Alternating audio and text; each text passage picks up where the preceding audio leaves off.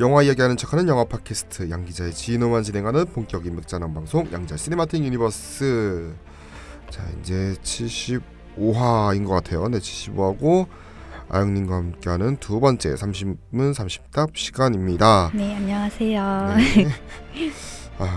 바로 질문을 해야 되는데 질문이 사실 그래요. 미성년 시절에 어쩌다 처음 본 성인 영화. 네. 놀라실 것 같은데. 네. 이게 제가 성인 영화라고는 할 수 없는데 임권택 감독님의 서편제를 봤어요. 서편제가 사실은 놀랍게도 네. 청소년 관람 불가는 아니고 15세도 아니야. 심지어 12세야. 나 이거 뭐 깜짝 놀랐어. 12세요? 나 이게 왜 12세인지 나 아직도 모르겠어. 야, 이거 그때는 도대체 누가 이거를 12세를 관람가를 매긴 거지? 대단하다. 그 선생님이 그 선생님은 잘못한 게 없네. 네, 그러네요. 이게 제가 고등학교 미술 수업 시간에 봤는데 잘못한 게 전혀 없어. 12세니까. 선생님이 틀어주셔가지고 본 거였거든요. 단체로 이제 수업 시간에 이제 선생님은 동양화를 그리기 전에 이 영화를 보면서 화가의 정신을 익혀라고 그러고 이제 근데 여기 화가 그림 그리는 내용이 있긴 있는데 근데 이건 음악 선생님이 트는 영화 아닌가? 그러게. 이건 미술 선생님이 보통 음악 선생님이 트는데 국악이나 이런 거 할 때 서편제를 틀어주시고 막 이제 나가셨는데 놀러고 쉬려고 나왔구만 이거 보니까 틀어놓고 쉬는 시간이구만 이거. 그래서 저는 근데 그 영화가 그때는 뭐 졸면서 봤죠. 졸면서 봤는데 졸면서 보면서도 다 봤어요. 다 보고 있었는데 약간 이상한 장면에서 이제 그 나이 때는 그 정도의 정사씨님이면 충격을 먹을 정도였고 맞아요. 그럴 수 있죠. 네. 근데 또 저는 그래도 졸면서 다 보고 있었는데 이게 정사씬이 나올 때는 자고 있던 애들도 갑자기 일어나가지고 보더라고요.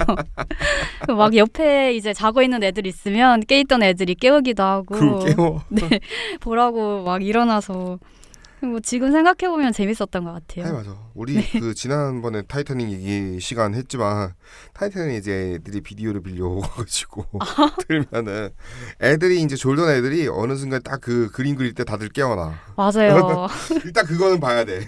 참나. 본능인가 봐요. 선생님이 없었을 때 딱 없을 때 시기에 그러면 또 맞아요. 이게 이렇게 아무튼간에 저도 서편제에 대한 일화를 저희 YCU 방송 계속 들으신 분이면 저는 한 3-4번 얘기한 것 같은데 뭐 굳이 다시 얘기하자면은 단성사가 있었을 때 할아버지가 저를 데려가셨어요. 네, 데려가셨고 근데 저는 뭐 솔직히 그때 되면 4살이구나. 4살 때라서 사실 기억이 안 나요. 나면 그게 이상한 거지. 그게 안 나고 다만 이제 기억이 나는 또렷한 하면은 극장 사영관에서 뭔가를 틀어주는데 뭔가 북치고 장구치고 있는 그 장면이 아마 그걸 거예요. 롱테이크라고 그 진도아리랑인가 아무튼 롱테이크로 이 고깃길 위에서부터 아래까지인가 그 내려가는 그 씬인 것 같아. 그게 기억난다고요? 아니 배경이 딱 이제 그런 거지. 딱 네네. 배경이 딱 그 배경으로만 기억이 나는 거예요. 배경에 딱 그 한 컷 머릿속엔 딱 그거밖에 없죠. 없는데 할아버지가 이제 좋으셔가지고 좋으셔서 이제 OST CD를 사셨는데 이게 또 OST를 김수철 음악 감독이 이제 김수철 씨가 젊은 그대로 유명한 김수 씨가 딱 했는데 그게 OST가 엄청나게 많이 팔린 거예요. 거의 70만 장? 엄청나게 많이 팔린 그 당시 대박인 거죠 OST가. OST 진짜 거기 OST 너무 좋고 그 천년학이라는 메인 테마가 있는데 할아버지가 주무실 때 그 CD 플레이어 딱 꽂고 주무세요. 1번 트랙이야. 1번 트랙이 그거야. 아직도 기억나. 2번 트랙이 이제 그다음에 이걸 왜 외우지? 2번 트랙이 이제 아마 대사가 나오는 트랙인데 이제 아마 어린 시절 때 네네. 이제 뭐 아리랑 부르는데 그 남자애는 쫓겨나고 막 여자 혼자 막 저리 가 이러면서 쫓겨나고 그거 그대로 대사가 다 있어요. 영화를 안 봤는데 내가 그건 다 외웠어. 진짜 신기하다. 허거는 어렸을 때 들었으니까. 그래요. 사실 그래서 뭔가 할아버지와의 추억 지금 뭐 돌아가신 지 거의 10년 됐지만 아무튼 할아버지와의 추억이 맞아요. 이게 그렇게 있는 것 같아요. 저도 당시에는 좀 이제 영화 자체보다는 영화로 이렇게 체험하는 것들 있잖아요. 그런 게 확실히 더 와닿았던 것 같고 이런 경우는 나중에도 떠오르는 추억이 되더라고요. 네. 참고로 이때가 국내 3대 영화제 이른바 청룡, 대종, 백상 모두 다 작품상 받은 작품인데 그거 깬 게 이제 기생충이었다. 네. 그때까지는 뭐 세계상에서 다 작품상 휩쓸 영화가 없었다. 와, 오래됐네요. 오래된 기록 27년의 기록이 있었다고 하네요. 자, 아무튼 다음 질문 넘어가서 이제 영화들 이야기입니다. 이제 뭐 과거도 있고 이제 현재도 있는 시기겠죠. 현재에서 기준으로 하니까 가장 좋아하시는 오프닝 장면. 아, 정말 제가 가장의 지저는 너무 빼고 싶은데 가장이 어려운데 괜찮으시면 여러 개 말씀하셔도 돼요. 시간 남으니까. 저는 알폰소 쿠아론 감독님의 로마가 기억에 남는데 이게 딱 첫 시작이 잿빛을 띤 바닥에 타일 위로 이렇게 물길이 막 흐르는 그런 움직이는 이미지를 보여주고 또 사운드는 물소리랑 새가 지저귀는 소리 또 가끔씩 이제 개가 짖는 소리가 맞아. 네네 그 딱 움직이는 이미지의 사운드 자체만으로도 이거는 이미 완결성을 지닌 시네마다 딱 그것만 봐도 된다 진짜 싶을 정도로 그거 이게 제가 처음 봤을 때는 사실 그런 느낌이 안 들었는데 두 번째 봤을 때는 드디어 그 영화를 좀 뭐 그 영화를 보게 될 정도가 된 건지 두 번째 봤을 때가 너무 좋은 거예요. 그래서 저는 그 영화 오프닝 보면서는 그냥 명상도 했던 것 같아요. 시네마 명상. 이게 사실은 저 언론 시사에는 저기서 했어요. 옛날에 지금은 이제 지금은 돌비 시네마지만 코엑스 MX 언론 시사에 거기서 하는데 파도 소리가 아직도 다 생생하게 잘 들리는 그런 느낌이고 비행기가 사실 그게 그 장면이 오프닝이나 약간 수미상관이잖아요. 그렇죠. 오프닝 엔딩이랑 네. 그것도 심지어 비행기 제 기억이 많으면 비행기가 날아가는 방향 올라가는 방향이 약간 다르더라고요. 다른 걸로 엔딩에서요? 엔딩이랑 그 비치는 비행기가 이렇게 그러니까 사선으로 가는데 이쪽은 뭐 시작할 때랑 끝날 때랑 사선의 방향이 다른 느낌? 그게 기억이 확실히 그게 남는 걸 모르는데 아무튼 그랬던 걸로 기억이 가물가물하고 그리고 비행기가 중간에 또 한 번 더 나와요. 그 이상한 요가 같은 동작 그때도 그때는 내려가는 거였나 올라가는 거였나 기억이 안 나는데 왜냐면 제가 끝나고 앞에 평론가 쌤이랑 같이 이제 영화 평론가 옆에 있는 평론가 쌤이랑 얘기하는데 그 얘기를 저한테 계속 강조를 하시더라고요. 비행기 얘기요. 이게 착륙이나 이런 게 있고 좌에서 이제 저는 발견한 건 사실 그거였거든요. 좌에서 우로 우에서 좌로 이동하는 시선이라든지 뭐 이런 거는 이미 너무 좋았던 거고 그리고 사실 뭐 이 작품의 또 의미는 사실 그거죠. 1970년대 약간 그런 느낌 있죠. 약간 당시에 가부장적인 남성성 비판도 있었고 네. 약간 그 집이 맞아 오프닝 그거잖아요. 걔가 이제 다 이제 싸놓은 똥들로 가득 차 있었는데 그걸 맨날 아침마다 빗질하는 빗자루질하는 네. 근데 그때 되게 카메라가 인상적이었던 게 이게 딱 카메라는 한 공간에 딱 정박해서 가만히 있고 패닝으로만 그 인물을 잡아요. 네, 근데 그러면서 저는 그때 카메라가 가만히 있으니까 인물만 지나가잖아요. 그때 좀 거리를 두려는 느낌을 받았던 것 같아요. 이 카메라가 이 영화에서 취하는 방식이 어떤 분들은 사실 제가 말하는 이거에 대해서 클레오의 감정선을 따라가는 영화 아니냐라는 말도 하셨는데 제가 보기엔 좀 이건 약간 거리를 두는 영화 같더라고요. 네, 카메라도 그리고 되게 그 클레오가 달려가는 장면이 있잖아요. 달려가면서 거리에서? 네, 그리고 이제 배경은 계속 바뀌고 그걸 아마 트래킹으로 찍었을 텐데 맞아. 네, 그것도 카메라 사실 이 감독은 과거의 기억이니까 이 영화에선 존재할 수 없는 존재인 거잖아요.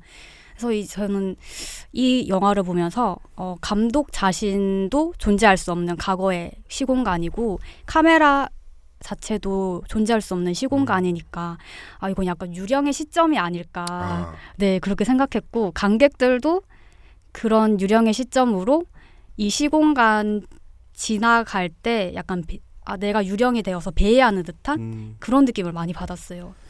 네, 영화를 보면서. 감독님이 생각해보니까 지금 찍으시는 영화는 따로 없는 것 같고 지금 보니까 연출하시는 게 있긴 있네요. 그 애플 TV 건데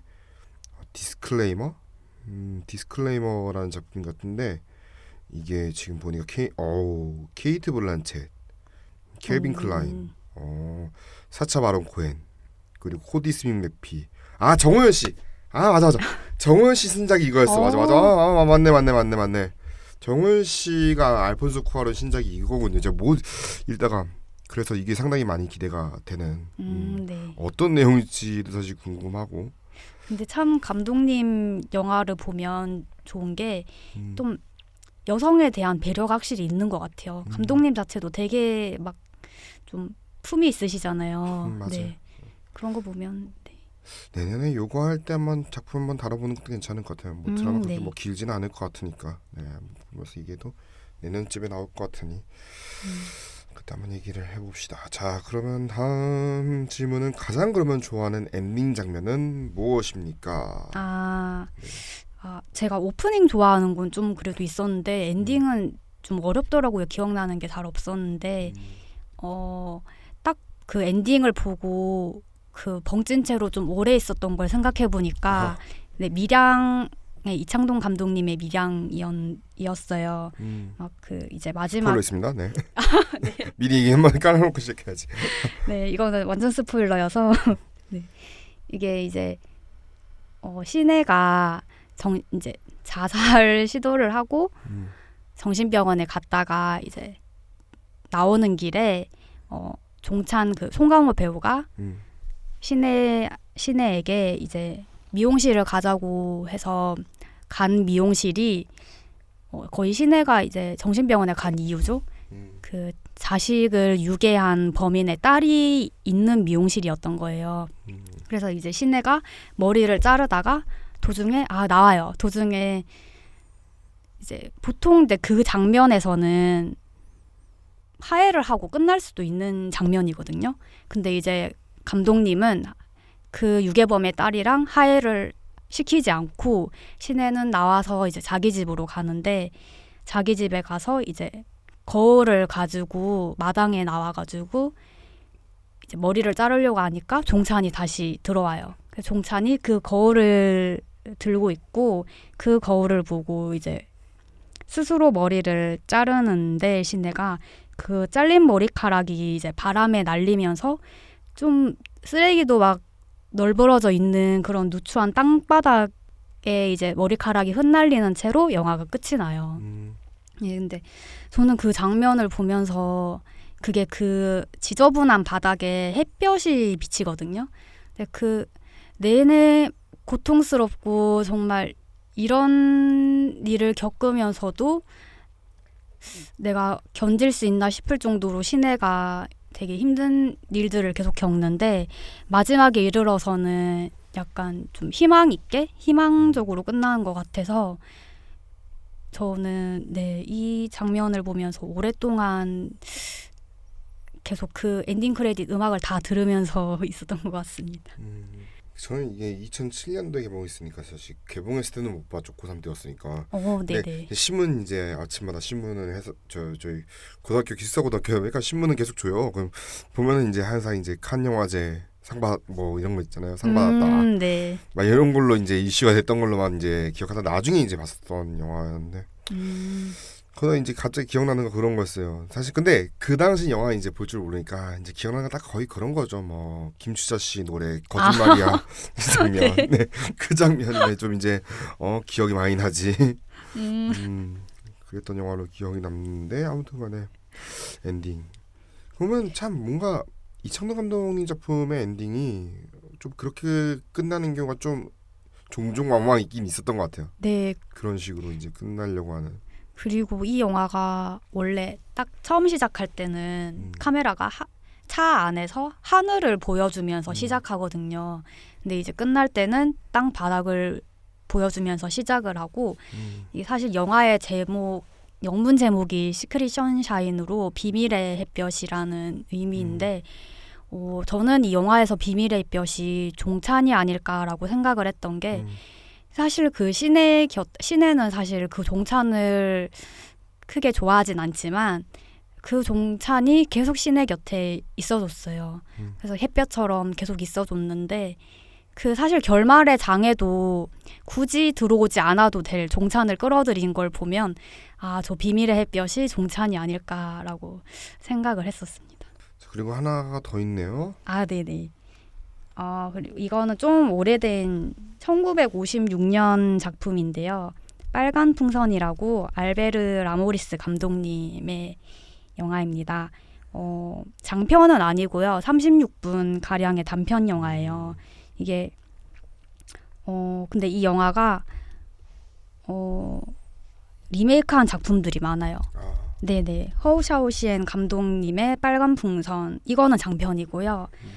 그리고 샤프디 형제의 단편 영화 검은 풍선 이렇게 있는데 좀 이게 약간 이해가 됐던 게 저도 이 영화를 딱 보자마자 저는 좋았거든요. 그래서 아마 좀 리메이크한 작품들이 많지 않았나 생각을 하는데 이 영화는 파리에 사는 어떤 남자아이가 빨간 풍선과 우정을 나누는 영화예요. 영화에서 풍선은 어떤 강아지나 강아지처럼 되게 동물화되어 있는데 지각 능력이 있어 보이는 것처럼 나오거든요. 근데 이제 이 영화의 엔딩은 풍선을 이제 남자아이의 빨간 풍선을 빼앗으려는 남자아이 무리들이 있어요, 동네에.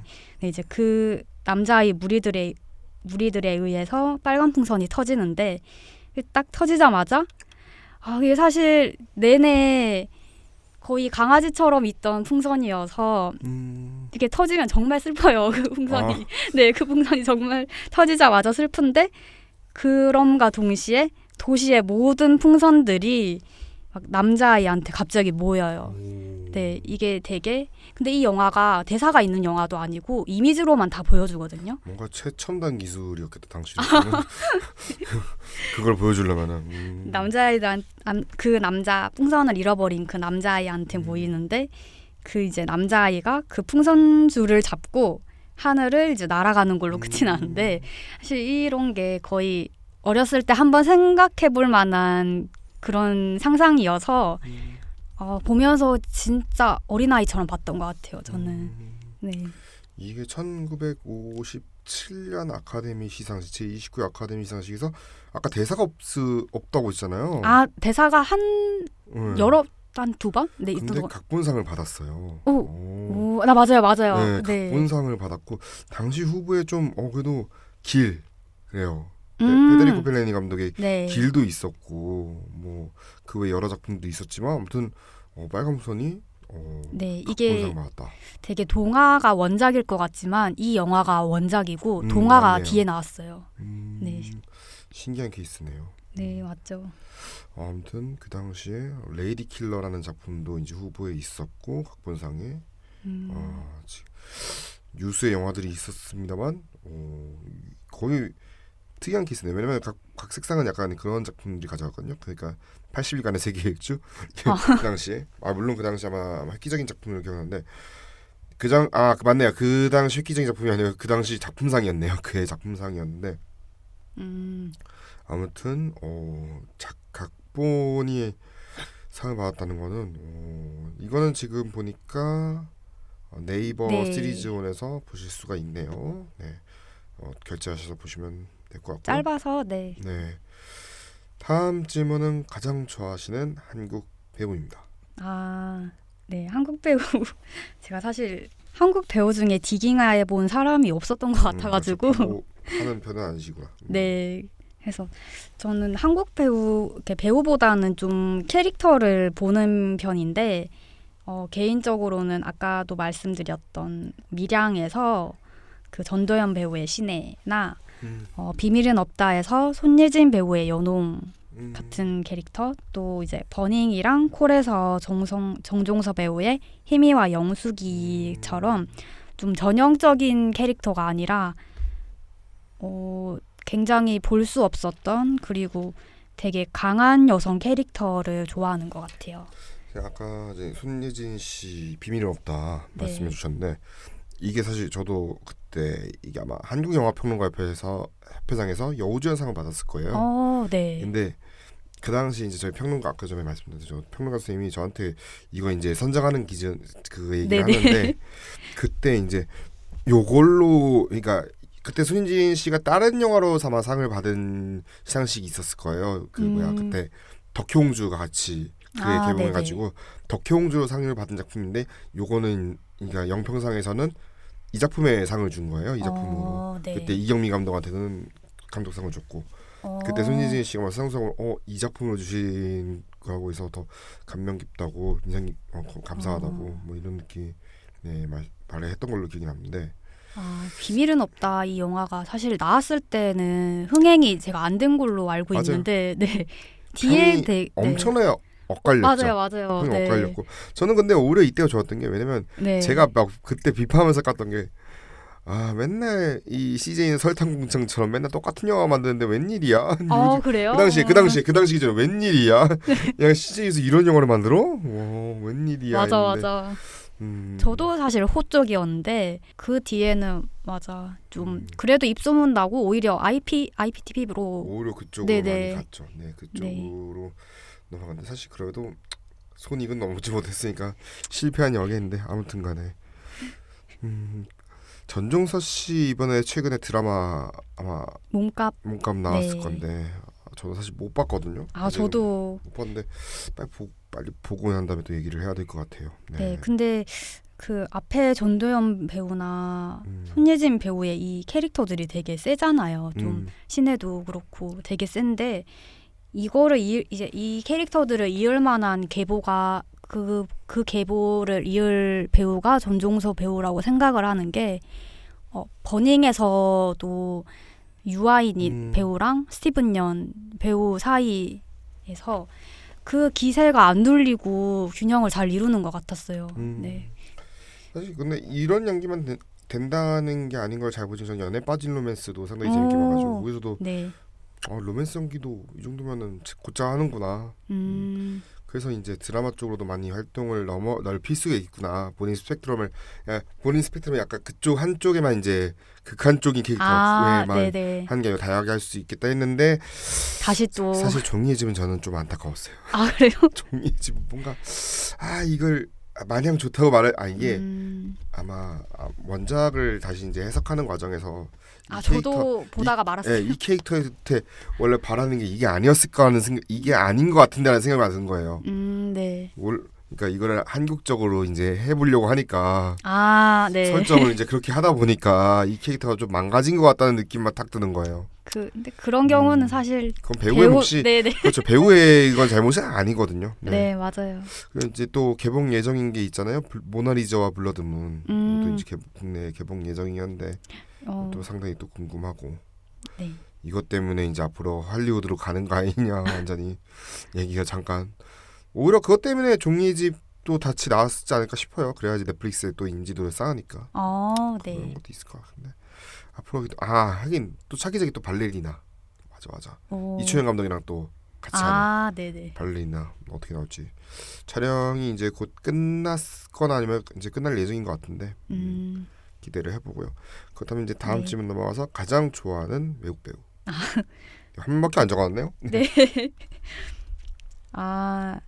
뭐 이분은 사실 좀 디깅을 하셨다는 것 같은데 이번에는 티모시 살라메 좋아하는데요.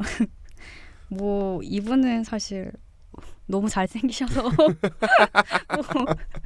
왜 뉴욕타임스에서 그랬잖아요. 티모시 살라메가 나와서 영화를 보는 거라고 그렇게 말했듯이 왠지 돈 넣은 분량 작아도 보셨을 것 같고 돈 넣은 분량 적지만 보셨을 것 같고 아니면은 레이니 데이 뉴욕도 보셨을 당연히 그렇죠. 이거는 볼 수밖에 없는 면인 것 같고 더킹도 그렇고 더킹 때가 이제 부산국제영화제였잖아요. 부산국제영화제 그때 와가지고 네네. 난리가 났던. 아, 그러니까 뭔가 부산국제영화제가 개막식이 두 개가 있었는데 하나는 이제 오리지널 개막식이고 하나는 이제 티모시 샬라메 왔을 때가 이제 두 번째 개막식이다. 딱 중간쯤에 와가지고 하필 인기몰이를 한번 더 해주는. 진짜 그때 못 봐가지고. 그때 막 부산 뭐 해운대에서 뭐 먹었다는 밥 먹었다는 이야기, 네, 뭐 술집이나 어디든 갔다는 이야기 있었고. 근데 최근에 무슨 시상식이었죠? 너무 이상한 옷을 입고 나와가지고. 베니스. 네. 그때 이제 빨간. 본즈에 놓을 때. 네, 그때 조금 좀 정이 떨어질 뻔했는데. 네. 본즈에 그래도. 놓을이 이제 개봉을 하죠. 11월 30일 날. 네. 또 이제 사실 또 많은 기대를 하셔가지고 막 부산에서 먼저 보신 분도 좀 있을 거예요. 부산에서 먼저 챙겨보신 분도 있을 것 같은데. 네. 어떤 작품인지 사실 루카 구아다이노 감독은 공포에도 약간의 일가견이 있기 때문에 그렇죠. 어떻게 나올지 기대가 되고 제가 소개한 예도 뭐 또 다른 거 보신 왠지 다른 것도 좀 봤을 것 같은데 지금 말하는 거지. 저도 그 인싸 감성의 영화 한 편 봤는데요. 네, 저도 은근히 많이 봤네. 콜미 바이 유어 네임. 인싸 감성이 맞죠? 네, 완벽하게 인싸 감성인 영화를 봤는데 이것 때문에 이제 이번에 본제노를 나온 것 같기도 해요. 네. 그렇죠. 워낙 출세작이니 엄청난 네네. 아카데미 아무튼 후보의 이름을 올리게 했던 작품이니까. 네, 이걸로 확 이제 배우의 인지도를 넓혔으니까. 근데 이 영화 보면서 느꼈던 게 이 티모시 살라메 배우가 얼굴만 좋은 게 아니라 목소리가 굉장히 좋아요.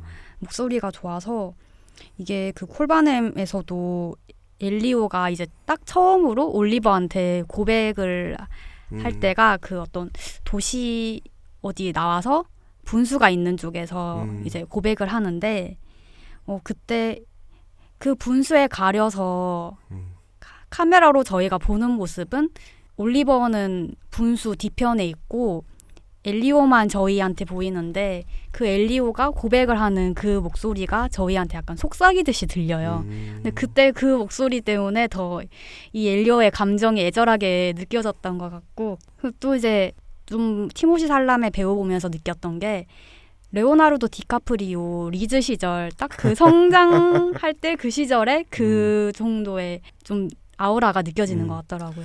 그러니까 제가 그때 막 재개봉 시즌 때 아이맥스 이번에 저번 달에 보니까 같은 날에 인터스텔라랑 듀운을 했잖아요. 하필이면. 네네 맞아요. 인터스텔라 때는 어린 시절 보여주고 듀운 때는 좀 큰 모습 보여주고 약간 이거 티모시 샬라메 특별전인가? 갑자기 연속으로 이걸 두 개를 보는데 아이맥스로 딱 생각이 들었던 기억이 남네요.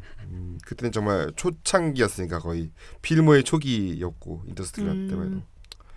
갑자기 이제 그렇죠, 맞아. 그런 배우가 이제 내년에 나이도 어렸을 때인가요? 그럼 이제는 뭐 내년에 일단 기대작이 두 개나 있어. 상업 영화 큰 거. 원카랑 듀운 파트 2 이렇게 두 개나 있는데 궁금해요. 아니 원카가 왜냐면 티모시 샬라메가 최근에 나왔던 CF가 있잖아요. 그 슈퍼볼 시즌 때 가이손 패러디했던 거. 너무 이제 너무 잘 만들어. 심지어 조니뎁 이제 저리 가라 할 정도로 진짜 딱 맞는 얼굴. 맞아요. 원카가 사실은 이전에 했던 게 조니뎁이었으니까 아마 잘 갈 것 같은 느낌이 들어가지고 이번에도. 저 그 이미지 나온 건 봤었는데 뭐 잘 어울리더라고요. 네, 잘 어울릴 것 같아요 이번에. 왜냐면 그 원카 후보에 막 여러 명 있었어요. 라이언 고슬링도 있었고 도널드 글로버 아마 이제 흑인 배우 있었고 에즈라 밀러가 있었는데 에즈라 밀러는 이제 다행히 안 돼서 정말 다행이었고 최종 후보에 톰 홀랜드랑 티모시 샬라메 이렇게 둘이 있었대요. 근데 둘 중에 이제 하나가 이제 아마 사실 둘 중에 두 배우가 사실 약간 비슷한 게 스파이더맨도 이미 같이 경쟁을 했었어. 네 맞아요. 맞아. 그래서 닮았다고도 얘기 많이 들으니까 이번에 1승 1패네 뭔가 같은 배우 놓고 둘이 경쟁했으니까 1승 1패. 근데 원카는 티모시가 더 어울리는 것 같습니다. 아무튼 어떻게 나올지 내년에 기대를 해보도록 하겠습니다. 자, 그러면 오늘 시간 마지막 질문인 것 같은데요. 자, 가장 좋아하는 영화 OST는 뭔가요? 네. 폴 토마스 앤더슨 감독님의 팬덤 스레드라는 영화에 나오는 조니 그 라디오헤드의 기타리스트 조니 그린우드가 이 영화 음악을 만들었는데 하우스 오브 우드콕이라는 곡이 있어요. 제가 개인적으로 이 조니 그린우드의 영화 음악을 좋아하는데 특히 이 PTA 감독님과 작업했을 때 결과물들이 많이 있죠. 네네 되게 많이 했고 뭐 최근에는 리코리시 피자의 그 리코리시 피자 그 곡까지도 했는데 이 곡은 딱 영화 초반에 그 레이놀즈 우드콕의 그 왕국인 드레스 의상실을 보여줄 때 나오는 오리지널 스코어예요. 네, 근데 이 곡을 딱 들으면 팬텀 스레드가 그대로 느껴지는 게 좀 이 영화의 고전적이고 우아한 느낌이 담겨 있어요. 또 이게 되게 겨울 느낌도 잘 난다고 느꼈는데 이게 알고 보니까 김연아 선수가 네 희겨할 때도 했던 곡이더라고요. 네. 이 음악 감독이 사실 작년에 이제 아카데미도 놓고 또 치열하게 아마 저기랑 같이 한스 짐머 음악 감독이랑 같이 붙었을 거예요. 파워우드 그때. 파워우드로 한번 붙었던 기억이 남고 그때 스펜서도 아마 같은 해 또 이 두 작품을 네네. 동시에 이제 작업을 했었던 걸로 기억이 남고 그래서 아마 좀 많이 앞으로도 부를 것 같아. 이제 음악 다른 영화들도 이제 계속 작업을 하지 않을까. 네 맞아요. 앞으로도 네. 쭉쭉 하지 않을까라는 생각이 들고요. 혹시 그 외에도 또 있을 것 같아요. 아, 네. 너무 유명해서 택시 드라이버 딱 영화 시작할 때 음악 듣자마자 저는 원래 잘 안 멈추는데 멈추고 냉장고에 있는 와인을 꺼내 왔어요. 이거 술을 먹으면서 봐야 되는 영화다. 그 음악 듣자마자 딱 네, 그 음악도 너무 좋아하고 버나드 허먼 음악 감독이 상당히 또 저희가 라모타님도 생각해 버나드 허먼 음악 감독 얘기를 하셨어요. 생각해보니까 맞아요. 네. 그때 막 저희가 얘기했던 게 막 사이코도 있었고 막 그러면서 이제 사이코 새 막 이런 영화 얘기했었고 현기증 이런 영화가 있었거든요. 이런 음악 감독 했었고. 네. 또 준경상님 음악도 되게 좋아해요. 네.